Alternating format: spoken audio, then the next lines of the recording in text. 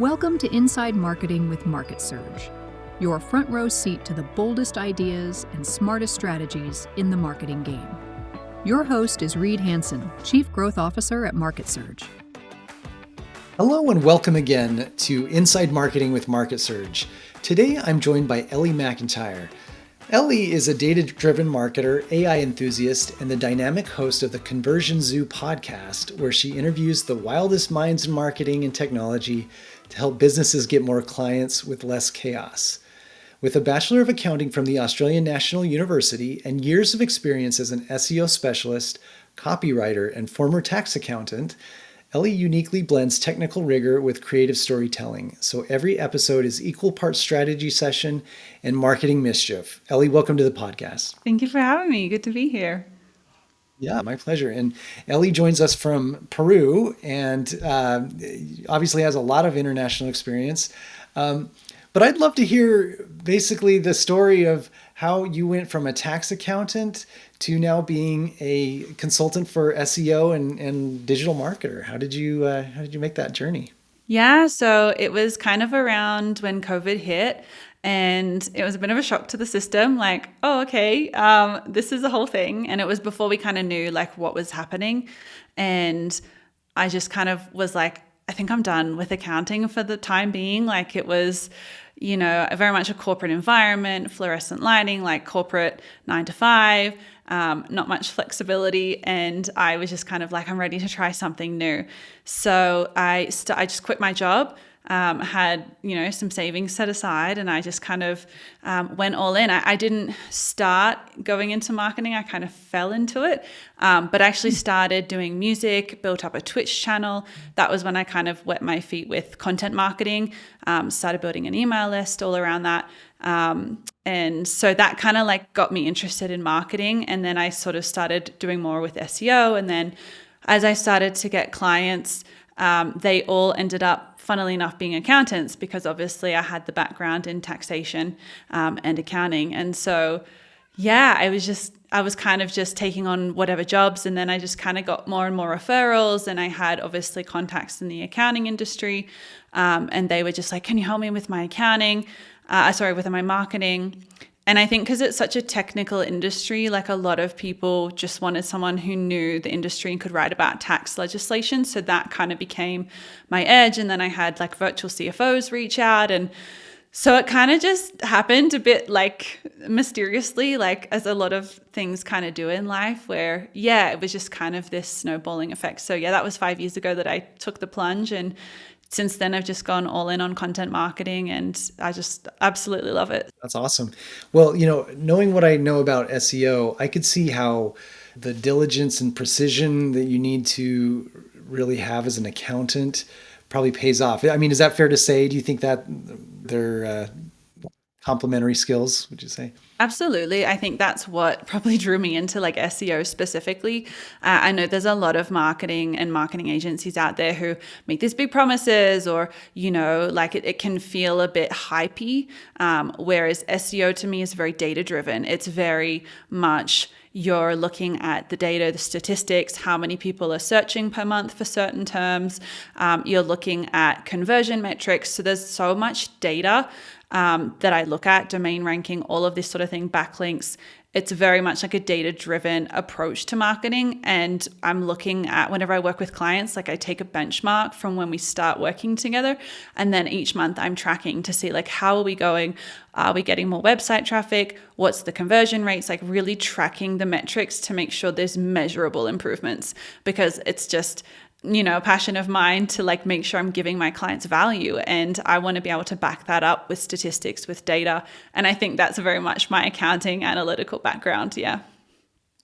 Yeah, well, that makes a lot of sense. Now, you're based in Peru. Do you cover the globe? Do you work with clients all over the world, or where do you focus primarily?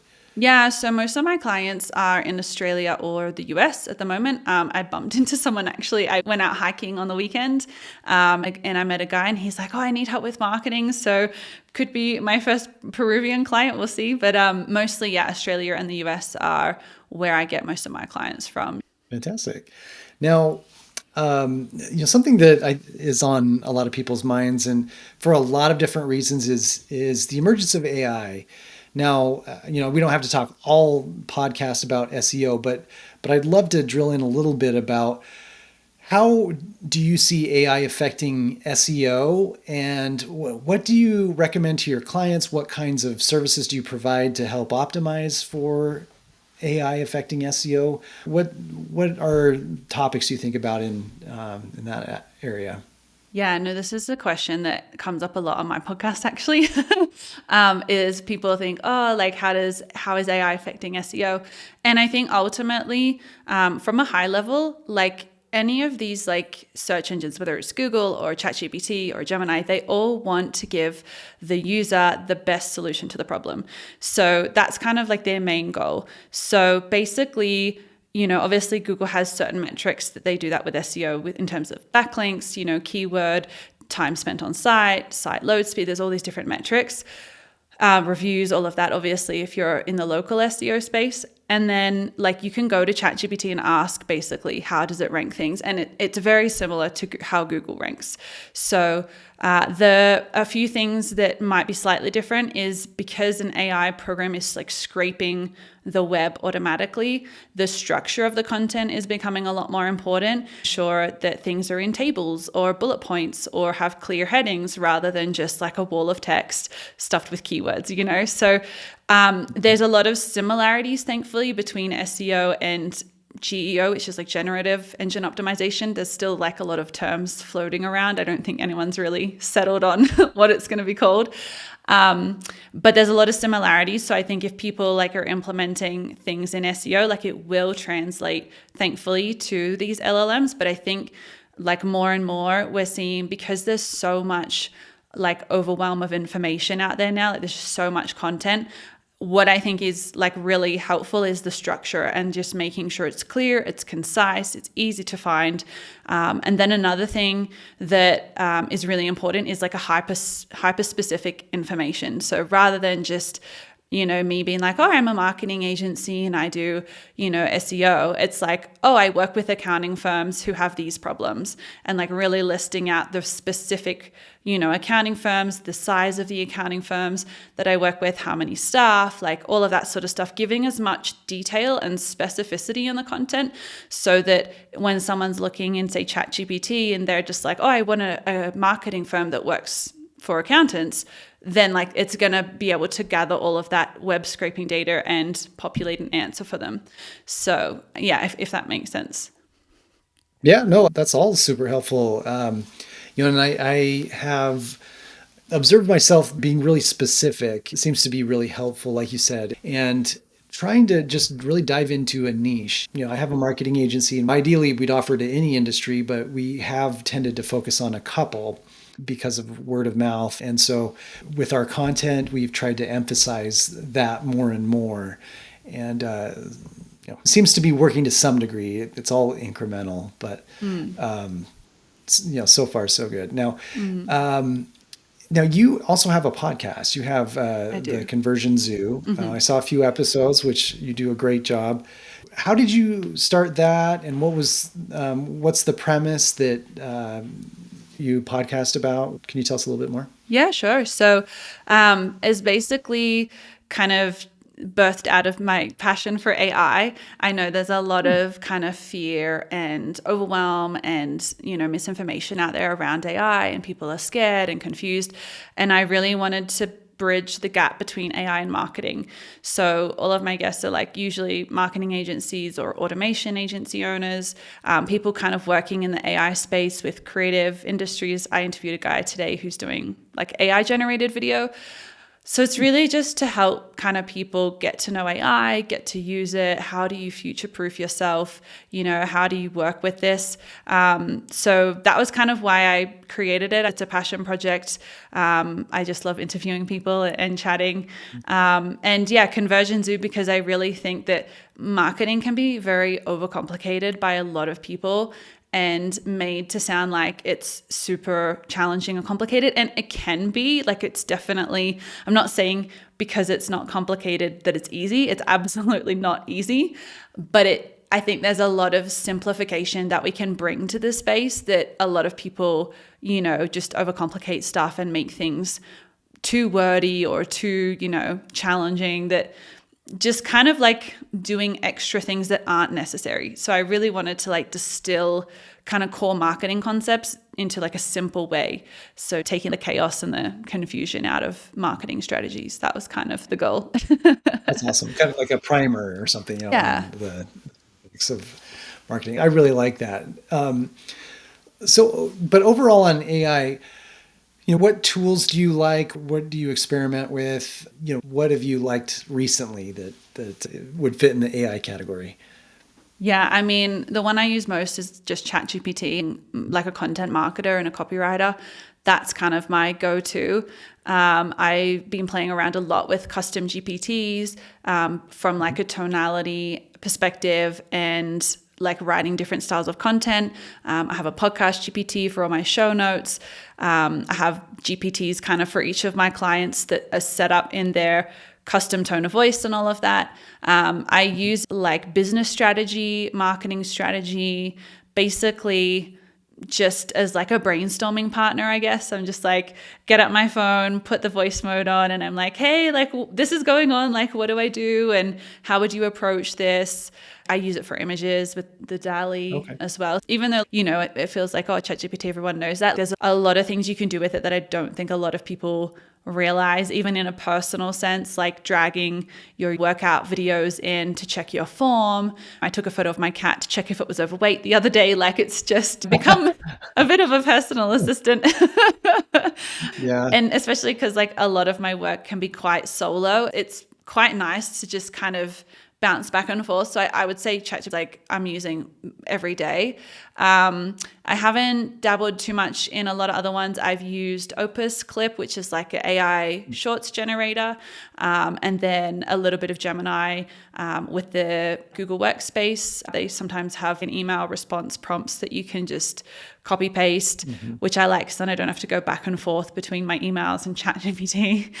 And then I've also played around a little bit with make.com doing some automation. So that's something that I need to usually block out more time to just set up the automations and test it. And if this, then that scenarios. But it's been fun just sort of seeing like what's possible. And then also like seeing what other people are using it for as well. Like, I don't know about you, but I mean, you get these kind of automated inboxes or emails or LinkedIn, requests and things like that it's always interesting to see like how other people are using AI. And I was like, oh, I hadn't thought of that, or that's really cool. Or, it's just fun to be in the space and just see what other people are doing as well. So let me ask you a question. Now, you're a copywriter and an SEO specialist, and I know there's obviously a lot of pride in, everybody takes pride in their work, and but you're obviously very passionate about AI.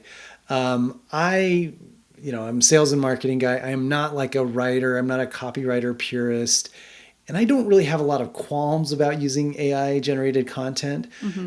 How do you balance the human generated content versus the AI generated content, both in terms of like, the quality and authenticity of the content versus like the quantity you could generate from AI? That's a good question, because a lot of people, clients or whoever, are like, oh, I can just get ChatGPT to write that. Like, why would I pay a marketing agency? Or let's just push these blogs out. And I've actually had like clients send me a blog and I'm like, I can just tell straight away it's just ChatGPT. I don't think there's anything wrong with using ChatGPT to write content. I think that where the issue comes in is like the person generating the content needs to know, is this actually good content? If it is, then like, cool, use AI. But if it's not, you either need to rewrite it or edit it or change the prompt or write it yourself. And I think that would also come back, because I know there's a lot of people out there who say, oh, Google's going to penalize AI content. It's not true. Google just wants people to get the information that they need, whether that's AI or not, doesn't really matter.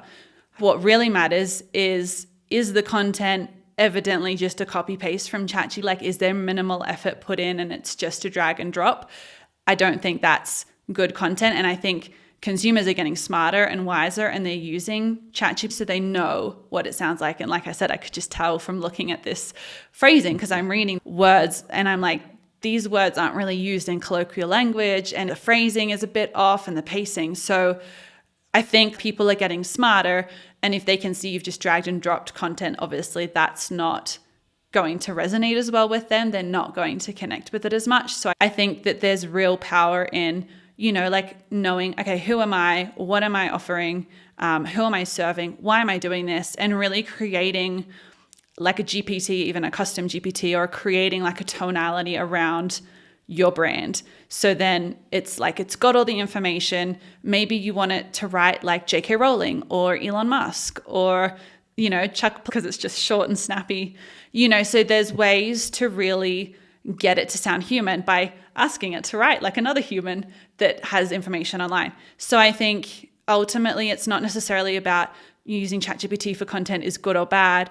It's how are you using it and what kind of content are you getting out of it? Because I can go in there and say, write like a direct response copywriter. Imagine you're this person, use this framework, and it can like smash out a really solid sales page, but I have to give it the right inputs, and I have to know what is it that I want? What is it I want it to sound like? And do I know what good copy is and sounds like and reads? Because otherwise, if I'm just going in blind thinking, I'm just going to write a blog post in ChatGPT, and then I get this content, I'm like, that sounds good enough. Put it on my website. It's like, it's not. And especially because like I mentioned before about this, surge of information coming online, and it's just, there's so much out there.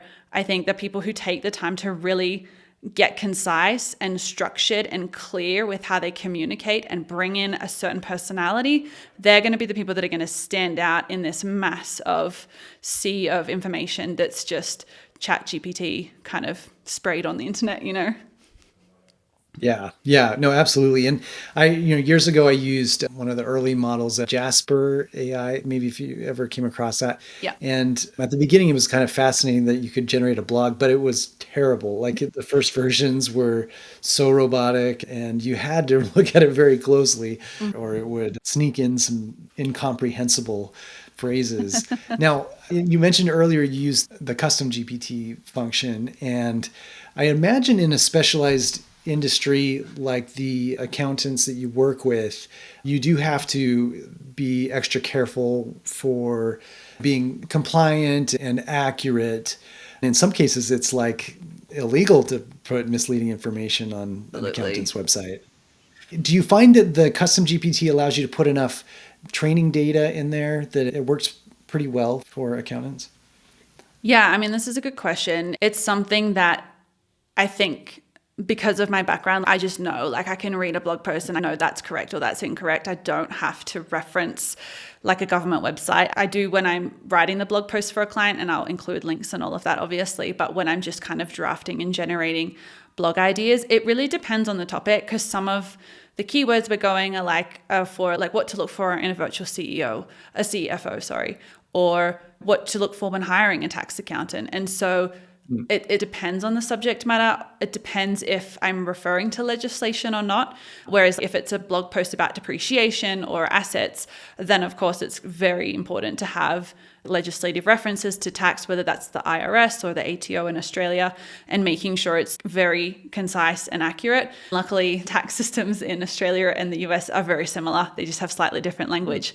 So I think, yes, it's very important. And I think for technical industries, it's more important to be wary when using AI applications, especially from a confidentiality perspective as well, because, like there's a lot of issues with especially like law firms and accountants and financial advisors and not wanting to put identifiable information in. So I think it depends on the topic of the blog.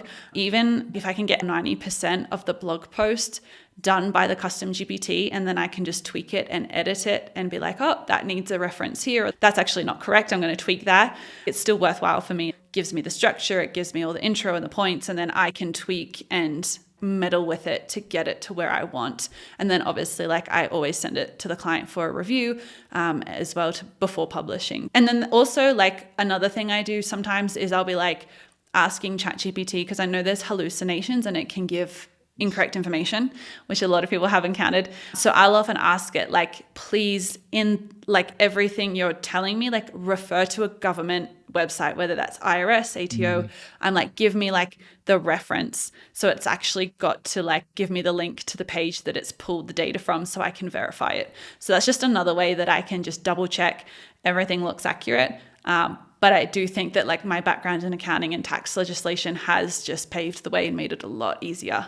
Because that's also something my clients tell me is that like, like I want someone who knows the industry, who knows about tax and isn't just a general marketing agency, because it is such like a technical industry. And I think like lawyers and law firms and financial advisors are very similar, because there is the risk of, if you put the wrong information on your website, you can get in trouble. Or if you're a tax agent in Australia, you're not allowed to give financial advice. So there's all these different little, hurdles that we've got to watch out for and make sure is accurate. That's really good tactical advice. I would definitely advise somebody in one of those technical fields, very compliance driven, that they should hire somebody like you. I don't know if it's easy to find somebody that has left accounting to go into starting their own marketing agency. Yeah, they're kind of different in a way. It does seem like, yes. But yeah, no, sorry, you go. We recently started working with a former actuary. Oh, wow. He's actually a friend of mine. I know him, but you can tell. So I've got like a big chunk of my clients are photographers, and then we've hired an actuary. And it is like that's next level. Stark difference, the kinds of questions we get, how does that work? How does that, I want to know, the ins and outs of all that. Great guy. But yeah, it's funny. I had a client that I just onboarded last month, and, I'm like going through the call and everything. And I'm like, who's your target customer? And like, what industries do you want to focus on? And like, what's your brand messaging? And they're like, we have no idea. Like, can you just do this for us? Because I think it's just such like a different, because the accounting is like an analytical part and then the creativity and the marketing. So I think a lot of accounting firms struggle, and a lot of them don't do a lot of marketing because of that barrier. Yeah, no, that is a good point. Do you also produce video content for your clients, or how do you handle that? Don't currently do any video content for my clients. It's mostly just SEO and written content. Don't really focus on social media just because the engagement is so low, and the client base that they're targeting is not generally on social media looking for an accountant. So it is very SEO kind of ChatGPT focused driven content. And obviously Google Maps and local SEO. So no, I would be open to doing video. Like I do enjoy video editing, and obviously there's so much capability now with AI. But like most of my clients, like I'll be like, yeah, we can do like 2 blog posts and a monthly email. And they're like, yeah, we're not going to email more than once a month. Like our clients will freak out, And so it's kind of like, okay, baby steps and like managing expectations. Whereas like I know marketing or copywriters who email every day or 5 times a week. But if you email a business owner like every day, they're going to get so frustrated. So it's like understanding, it's been really important to like understand, okay, most of the people they're serving are business owners. They're not going to sit down and read an email every day about tax or accounting. Like it's just not something people want to read on their time off, but like a once a month or a once a fortnight kind of blog roundup, or, key highlights of tax changes or ways to save tax or time or bookkeeping. Like that's, I think, more relevant. So it's a very different, like, marketing structure to say like e-commerce, who does SMS and emails and all of that. So yeah, it's quite a different industry, but I really enjoy it. That's great. Well, it's really interesting to talk to somebody that's found the niche and is just really growing there. And it sounds like you're doing great work with your unique background. And you've kind of crossed over from one, yeah, exactly, the left brain to the right brain or whatever, Yeah. So that's very, very fascinating. Mm-hmm. Now, if people would like to work with you or get your thoughts on something, how could they find you? Where's the best place? Yeah, sure. So my website's just the best place, which is conversionzoo.com. All the information's on there. They can book a call or whatever they feel like. And then if they want to check out the podcast, it's just Conversion Zoo on podcasting platforms. So yeah. Awesome. Well, thank you so much, Ellie. It was really a pleasure to have you on. And, I hope we can have another conversation in the future and stay in touch. Yeah, sounds good. Thanks for having me. Want to stay ahead of what's actually working in marketing right now? Head over to MarketSurge.io and see how we're helping businesses grow smarter, faster, and louder. That's MarketSurge.io, because your next breakthrough shouldn't be a guess.